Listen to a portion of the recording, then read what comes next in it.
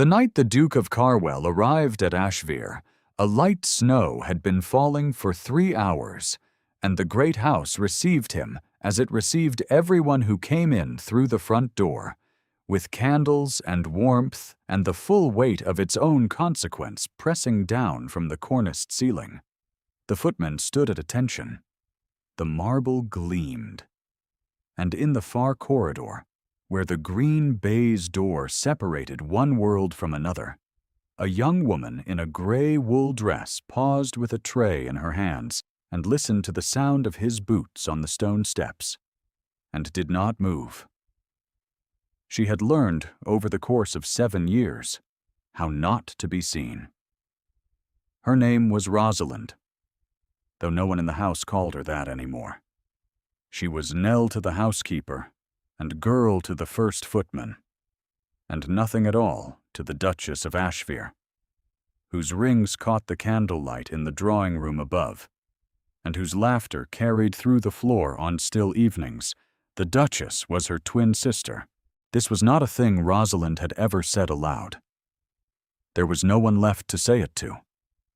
She carried the tray around the back stairs and did not look toward the front hall again. What she did not know, standing there in the cold of the servants' passage, was that the Duke of Carwell had already noticed her.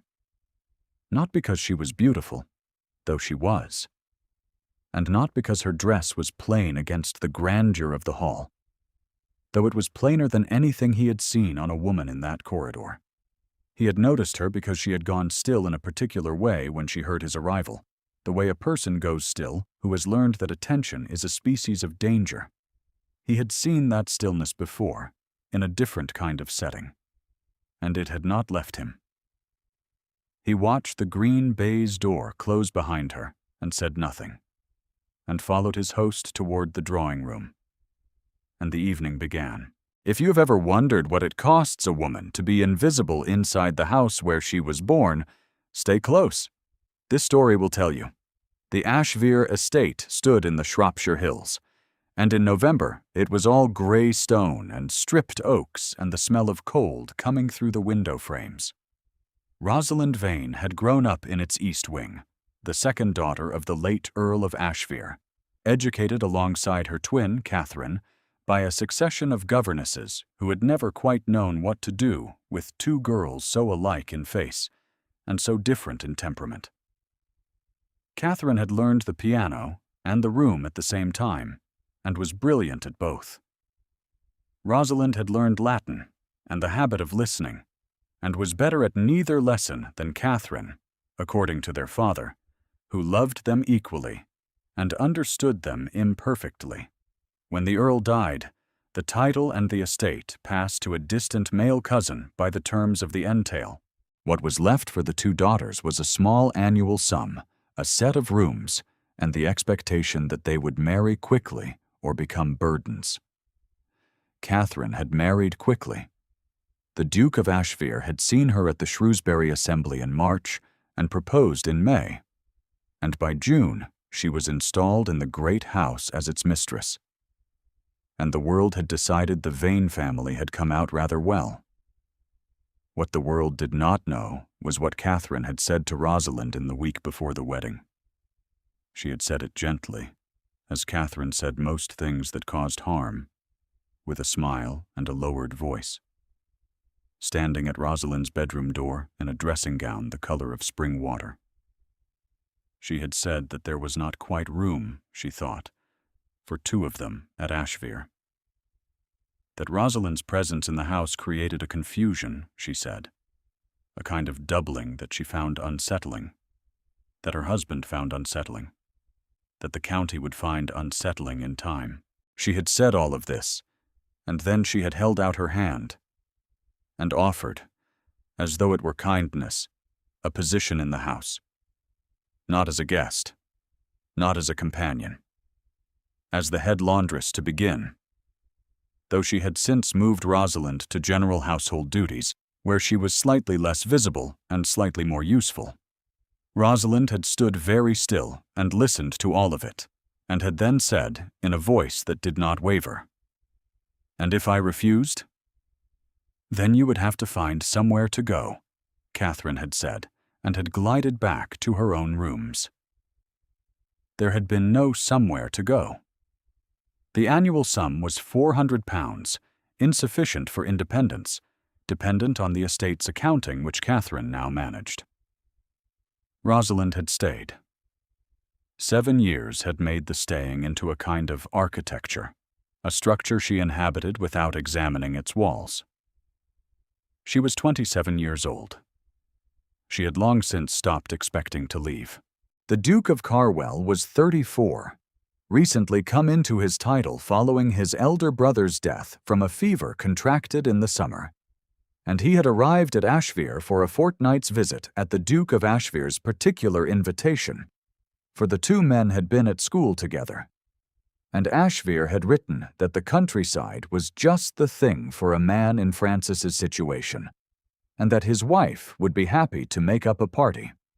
Francis Dane, Duke of Carwell, had accepted because he had run out of reasons to refuse invitations, and because the London house had begun to feel like a room he had locked a grief inside, and he had not yet found the key to let the grief out again.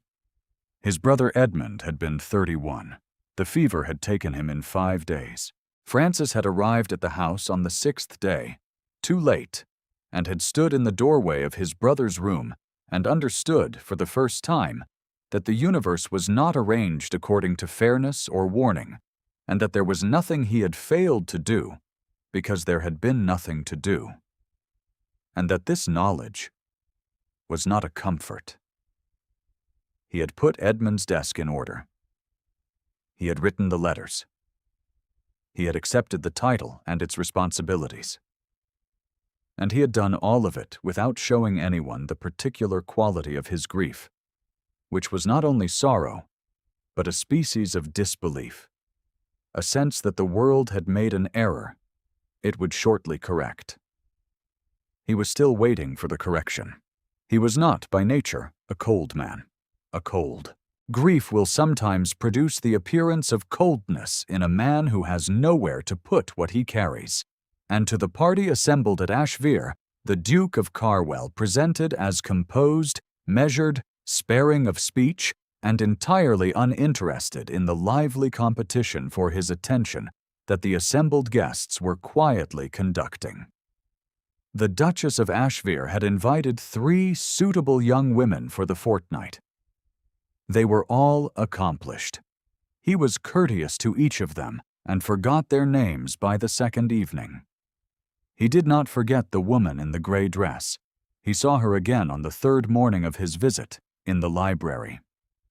He had come down before the household was properly awake, as was his habit, and had found the library unlocked and the fire unlit, and a young woman on her knees before the shelves along the east wall, pressing a cloth along the lowest row of spines in the slow, methodical way of someone who has done the same task so many times that the hands know it without the mind's participation. She did not hear him at first. He stood in the doorway and watched her work, and what he noticed was that her lips were moving, very slightly, as though she were reading the titles aloud to herself, and that her hand paused every few feet on a spine that seemed to arrest her, and that each time she made herself move on. He said, "You are reading them as you clean them." She startled and stood in one motion, and the cloth went to her side, and her face composed itself into the careful neutrality he had seen at the green baize door. "Forgive me, Your Grace," she said. "I did not know anyone was awake." "Do not apologize," he said. "I asked a question. Are you reading them?" A beat of silence. Then, with a caution that suggested she had been wrong before for telling the truth. "Yes." "Which one stopped your hand just now?" She looked at him for a moment, weighing something. Then she turned and took the volume from the shelf and held the spine toward him. It was a collection of Virgil's eclogues in the Latin, with annotations in brown ink along the margins. "The notes in the margins," she said. "They are in my father's hand." He was quiet. Then he said, "This is your family's library." It was not a question. She heard that. and her chin came up a fraction, a movement so small that most people would not have caught it. He caught it. "It was," she said, "before my father's death." He wanted to ask more. He did not ask more because something in the set of her shoulders told him that she had told him more than she had intended, and that pressing would close the door. He said instead, "May I sit here, or will I disturb your work?" She looked at him again, with that same careful measure. "You may sit, Your Grace," she said. "I will be quiet." He sat. She returned to her work. They spent 40 minutes in the same room, and she did not speak again. And neither did he. And it was the most at ease he had felt in 4 months. That afternoon, in the drawing room after luncheon, Lady Constance Felham was playing the pianoforte, and the Duchess of Ashvere was holding court near the window, a cup of tea in her hand and an expression of serene confidence on her face that she wore the way other women wore their best jewels.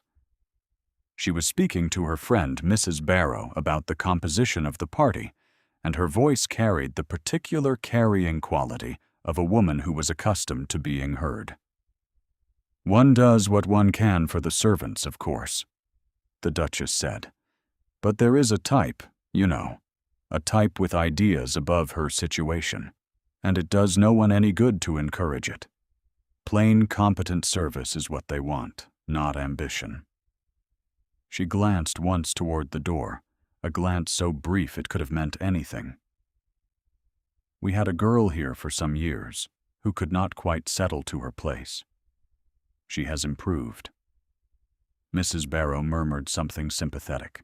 "A governess's daughter or some such," the Duchess said, and took a sip of tea, and the subject was closed. Francis Dane, standing near the bookcase at the far end of the room, had heard every word. He spent the rest of the afternoon in the consideration of what he had heard, and of what he had seen in the library that morning, and of the woman whose hand had stopped on a spine annotated in her father's hand. He did not know what he was assembling. He knew that the pieces did not fit together in the way the Duchess had arranged them, and that the gap between her arrangement and his own observation was something he would need to look at more carefully. He found his opportunity 2 mornings later, in the kitchen garden. She was there in the gray light of early morning, carrying a basket of herbs from the frost-edged beds, and she looked up when she heard his step on the gravel, and her face went through a rapid sequence of reactions, the last of which was the careful, neutral expression he was beginning to recognize as something she had built by practice rather than by nature. "Your Grace," she said. "Miss," he said, and then stopped. "I do not know your name. That is, I know what the household calls you. I do not think that is your name." A pause so careful it was almost inaudible. "I am called Nell," she said. "I asked what your name is," he said. "Not what you are called." She looked at him for a long moment in the gray morning light, and he could see the assessment happening behind her eyes, the weighing of risk against some other thing he could not name. Then she said, in a voice that was quiet and deliberate, and not quite steady, "Rosalind." He nodded, as though that answered something. "Miss Rosalind," he said, "I will not keep you from your work." He walked back toward the house. He did not look back. She stood in the frost-edged garden with her basket and watched him go, and the awareness that had been building in her chest since the library settled into something she did not have a name for, because she had not permitted herself to name anything like it in 7 years. She told herself it was nothing. She told herself this carefully, the way she told herself all the things she could not afford to feel. That evening, the Duke of Ashvere held a dinner for 14, and the candles in the dining room threw their warm light across the long table and the good china and the faces of people who were, in the main, comfortable and certain of their own position. Rosalind carried dishes from the kitchen passage to the serving table, her eyes level, her steps measured, and she did not look at the long table and its occupants any more than she ever did. She was on her second circuit from the kitchen when she heard Lady Phelim's voice, clear and lightly amused, pitched to Mrs. Barrow beside her. Poor creature! I cannot imagine spending one's life in service, though I suppose some women are made for it. Are they not? They do not mind it the way one would. A small pause. The one in gray seems to have made her peace with it, at any rate. One can always tell the resigned ones. The serving table was just inside the door. Rosalind set down her dish and straightened, and her face showed nothing.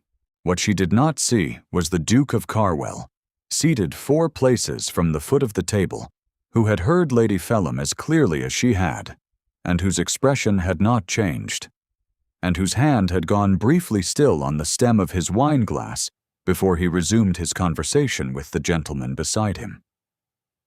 She came and went through the rest of the dinner, and she did not see him watching, and she would not have believed it if she had.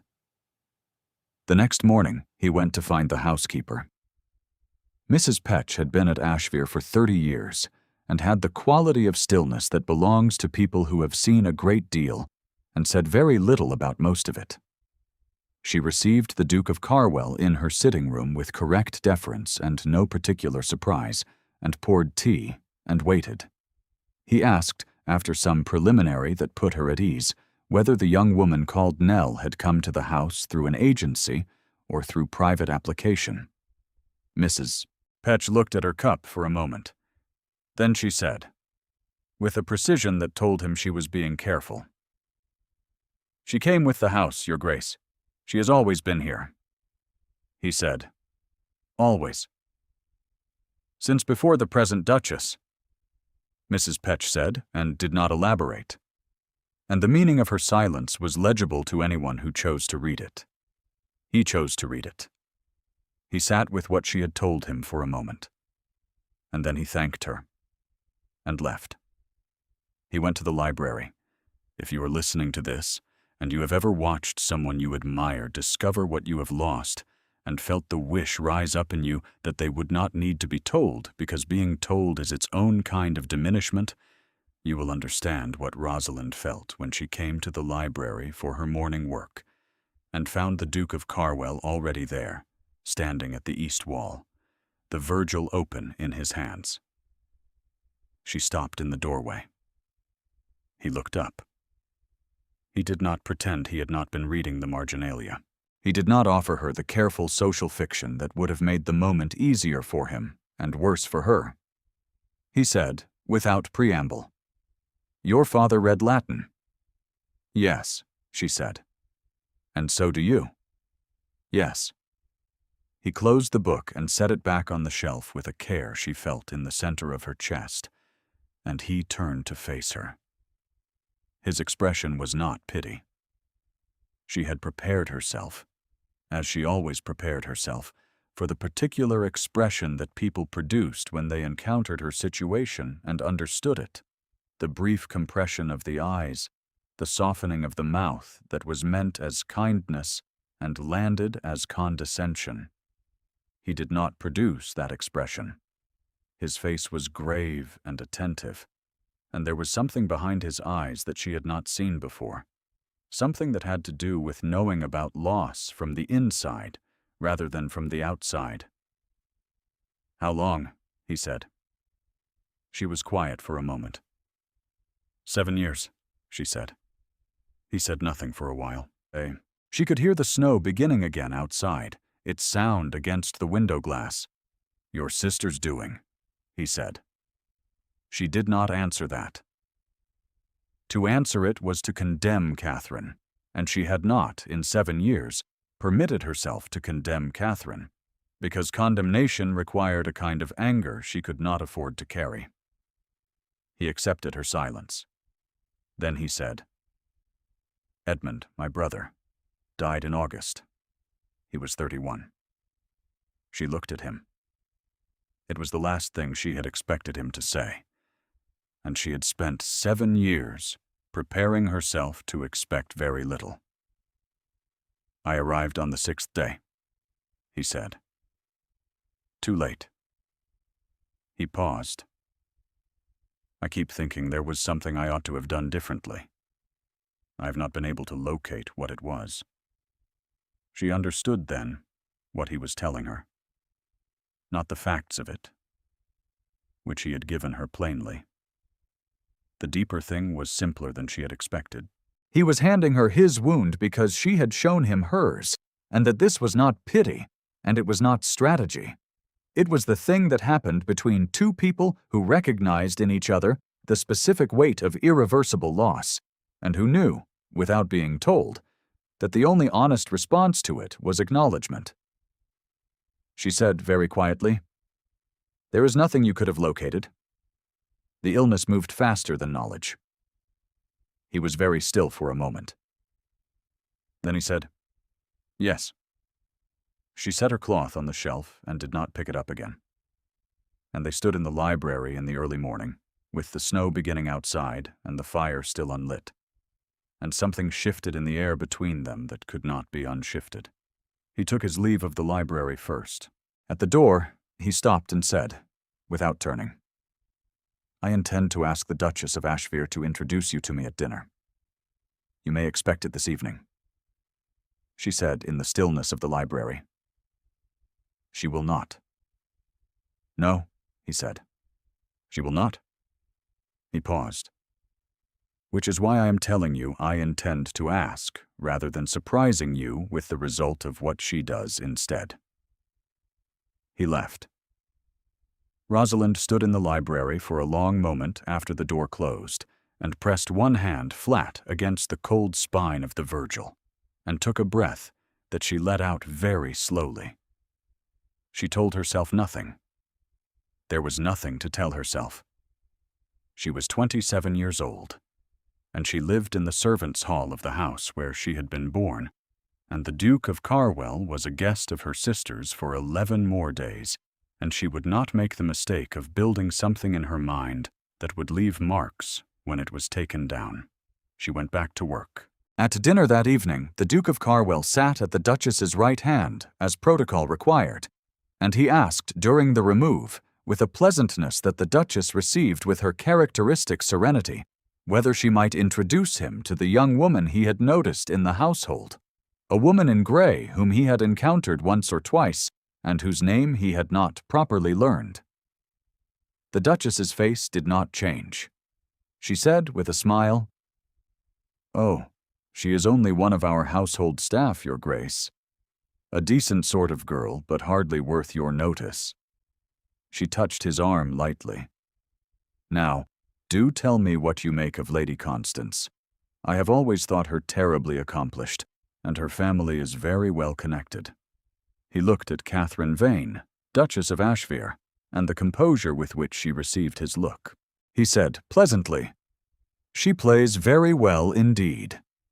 And he did not press the point, because pressing the point was not what was needed, and he was, above almost all things, a man who understood when to wait.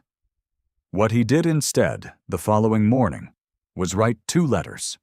One was to his solicitor in London. The other was to a man named Alderton, who had been his brother Edmund's closest friend, and who was now a barrister of considerable reputation.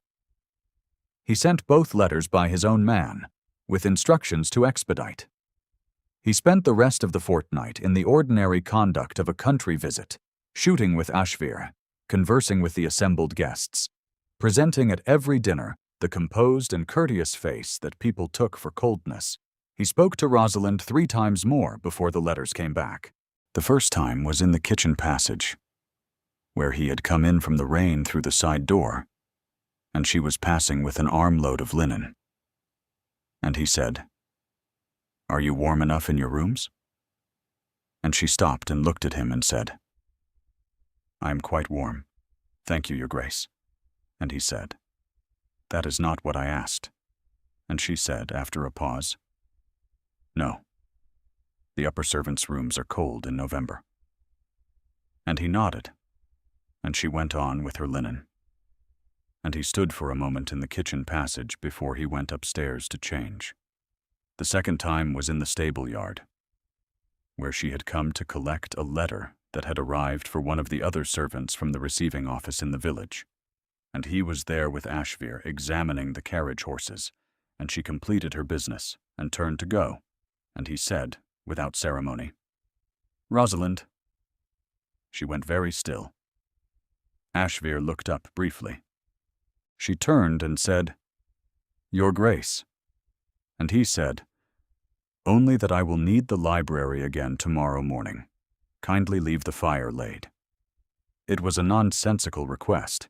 He had never asked for the fire to be laid before.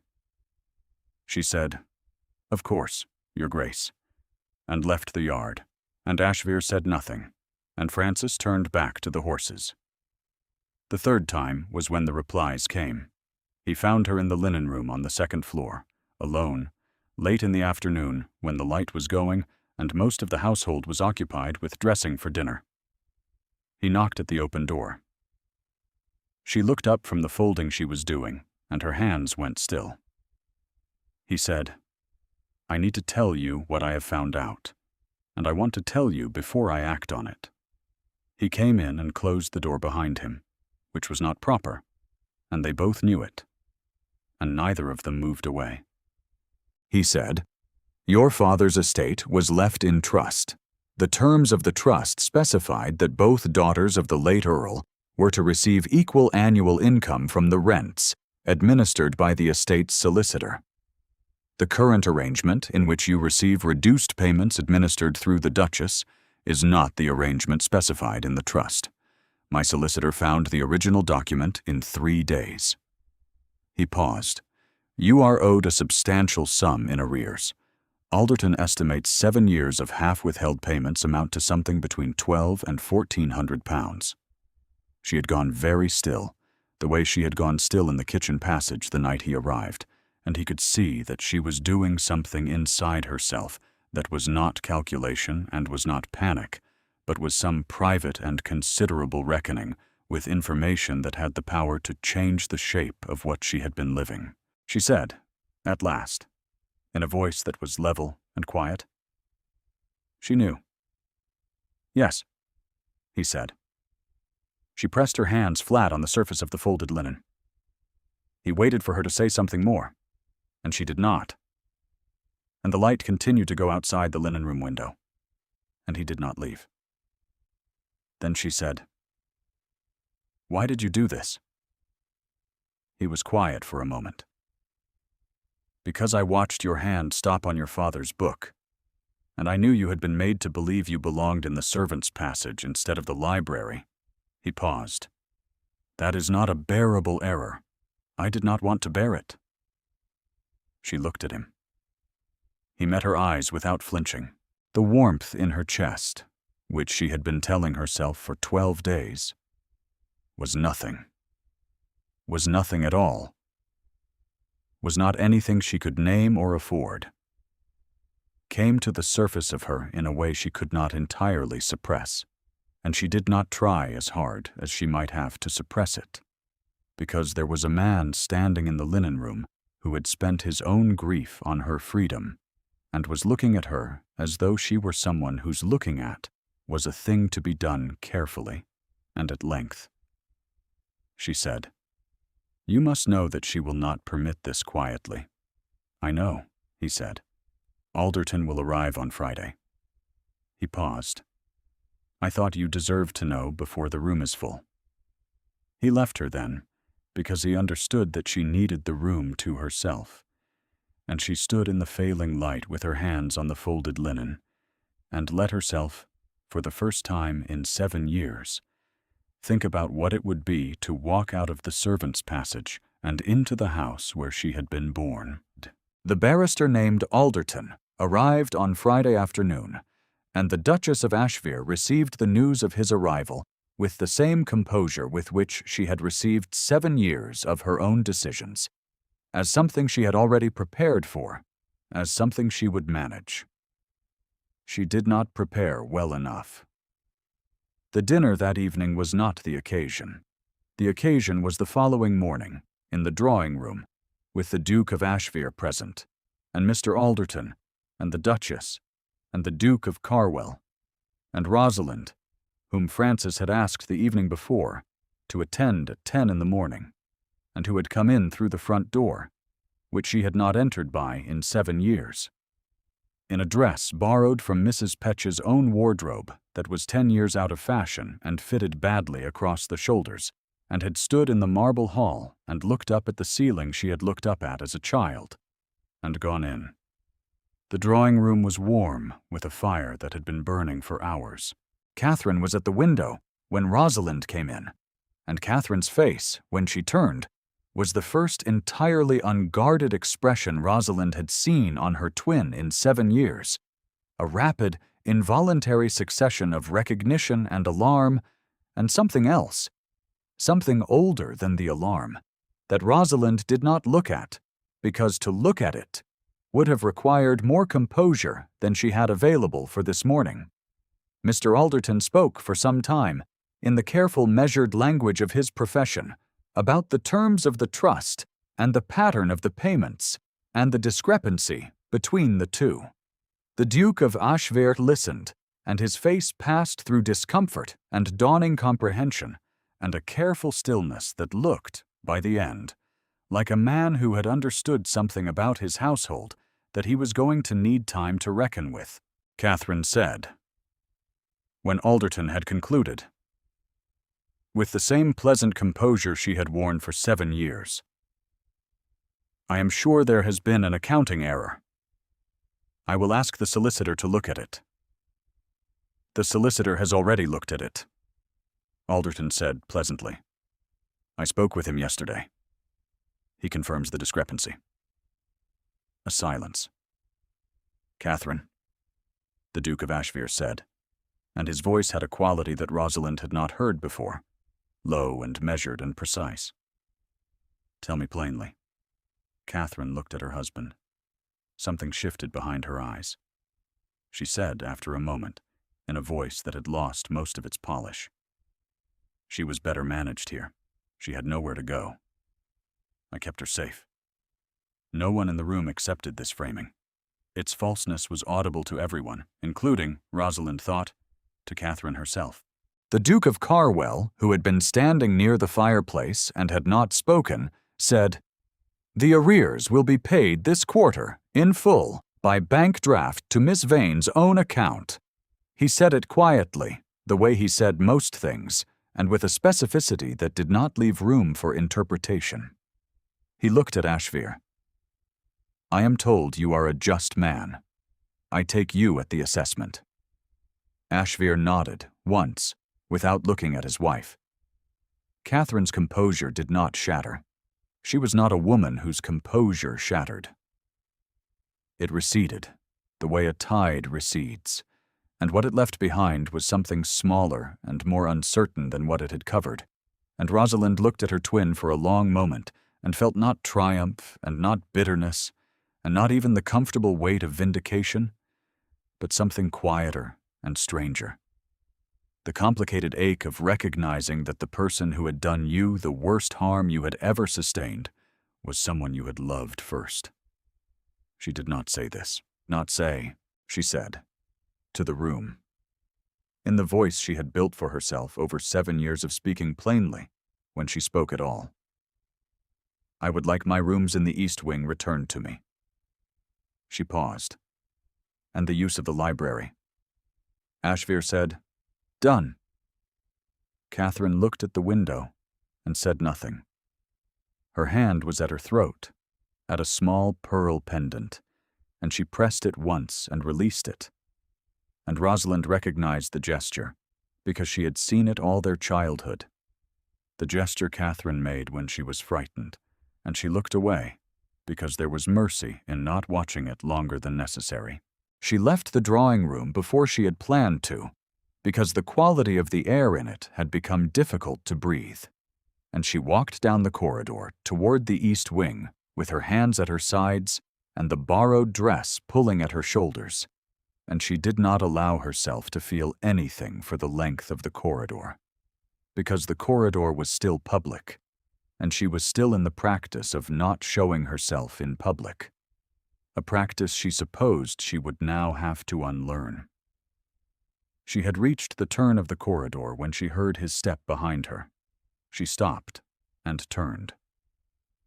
He was there, and close, closer than he had been in the linen room, and his face had the careful attentiveness she had come to recognize as his version of warmth.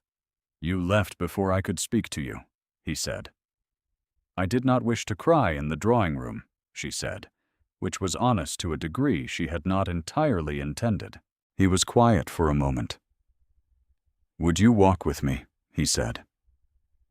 "In the garden, if the snow has stopped." She looked at him. The snow had stopped sometime in the night, and the garden would be white and cold and empty of witnesses, and she was 27 years old with £1,400 in arrears coming to her, and the use of the library restored.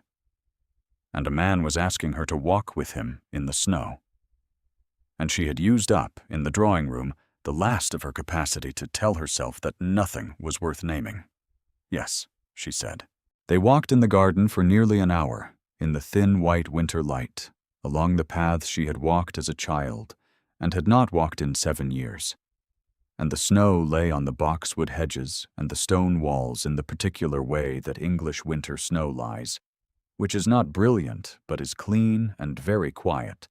And they talked about Edmund, and about Rosalind's father, and about the Latin notes in the margins of the Virgil, and about what she intended to do with £1,400, and at no point did he speak of what was building between them in the direct terms that would have required her to respond in kind before she was ready.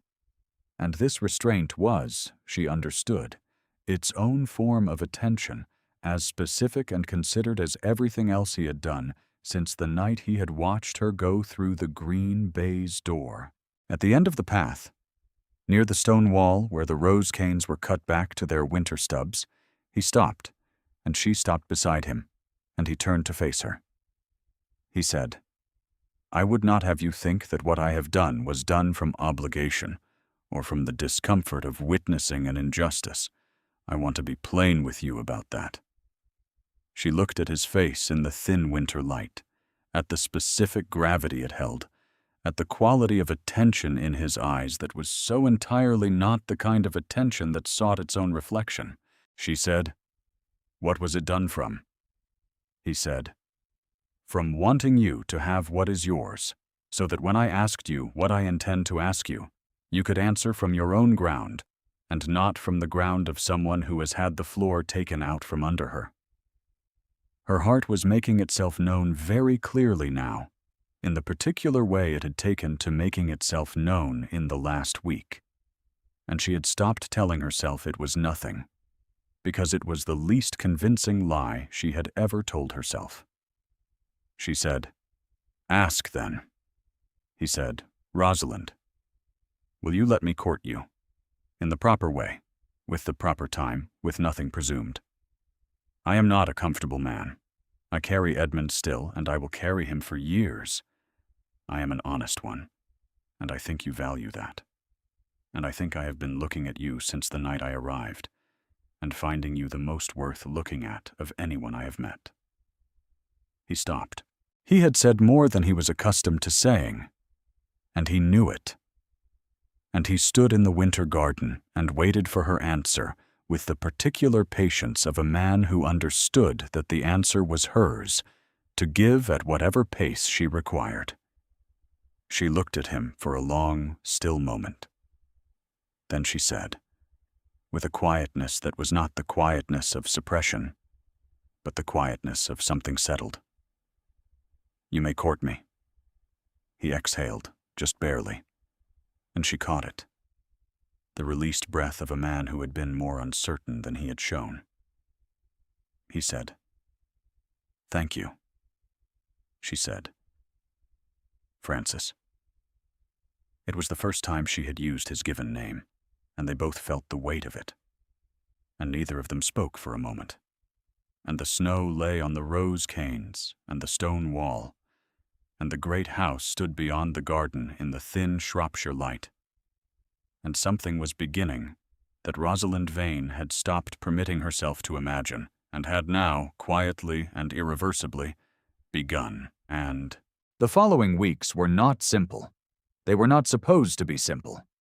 Catherine did not withdraw from the house or from society, because Catherine was not a woman who withdrew, and her composure returned in a form that was smaller and more careful than its former self.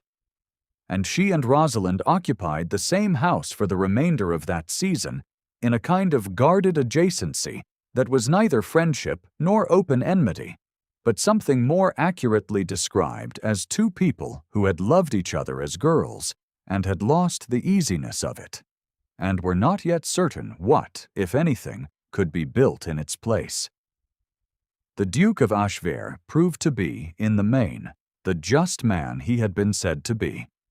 He reinstated Rosalind's rooms and her income, and her position in the household without theatre, and he spoke to Catherine privately on more than one occasion, and what passed in those conversations was not public knowledge, but their effect was visible in the way Catherine looked at her husband afterward, and in the way she did not, after the first week, address Rosalind as Nell. She addressed her as nothing, for a time. The nothing was honest. Rosalind took the library in the mornings. Francis sat with her when he was there, which he was for another week, and then again in January. And they read, and they talked, and once he came in to find her at the writing desk with a page of Virgil before her in her father's translation, which she had been attempting to correct in the margins with her own. And he stood at her shoulder and read what she had written, and said, "His reading of Arma was too martial. You have it right." And she turned to look at him over her shoulder, and he was very close. And the warmth in the room and the quality of the light and the fact of him reading her work over her shoulder with the specific attentiveness she had come to understand was his voice when he did not have words for what he meant. All of it arrived in her at once, and she said nothing, and he said nothing, and then he drew back to his chair, and they read, and the fire made its small sound in the grate. He proposed in February, in the library, standing and direct, his voice low and level and quite certain. "I want you to be my wife, not from duty, not from pity, because I have found, over these 2 months, that you are the person I want to be in a room with, and I do not wish to spend the rest of my life in rooms you are not in." She said yes. She said it looking at him steadily and without performance, in the voice she used when she was very sure of something. And she had not been very sure of anything in 7 years, and it turned out that being sure, after all that time, was its own very particular sensation, warm and quiet and exact. He took her hand. He held it for a moment, her bare hand in both of his thumb at her wrist where the pulse was, and they stood in the library she had cleaned on her knees for 7 years, and they did not speak, because there was nothing that needed to be said that was not already in the quality of his hands and the quality of her steadiness. The announcement was made at the end of the month. The county received it as counties receive news that reorders their understanding of what has been happening in a great house for years, in a sequence of revisions to the social record that were conducted primarily in drawing rooms and morning calls and letters passed between friends. And that ended, in the main, in a general recognition that Rosalind Vane had been there all along, which was the most honest summary of the situation anyone had yet produced. Catherine, when she heard the announcement, sent a note. The note said only this: "I should have been a better sister. I do not expect you to agree." Rosalind read it twice and set it aside, and did not throw it away. Carwell House was in Wiltshire, at the end of a long drive through grounds that were not Shropshire, but were England in February, which is gray and cold and full of a particular kind of promise that belongs to the season just before spring. The library was south-facing and caught the afternoon light. Rosalind arrived in it before the household had arranged itself around her presence, and she stood at the shelves and ran her fingers along the spines, and the spines were not her father's books, but they were good books, many of them, and there were blank shelves at the east wall where there was room for what she might add. She found the Virgil on the second shelf from the bottom, and she took it out, and it was a different edition from her father's, with different marginalia in a different hand, and she sat down in the chair by the window and began to read. Francis found her there an hour later, when the afternoon light was at its lowest, and she looked up. And he crossed the room and sat opposite her, and said nothing, only looked at her in the way he had looked at her since the night he arrived at Ashvere, and watched the green baize door close behind a woman who did not know she was being seen. She set the Virgil on the table between them. He said, "Good edition?" "Passable," she said. "The margins are empty." He said, "We could fill them." She looked at him for a moment.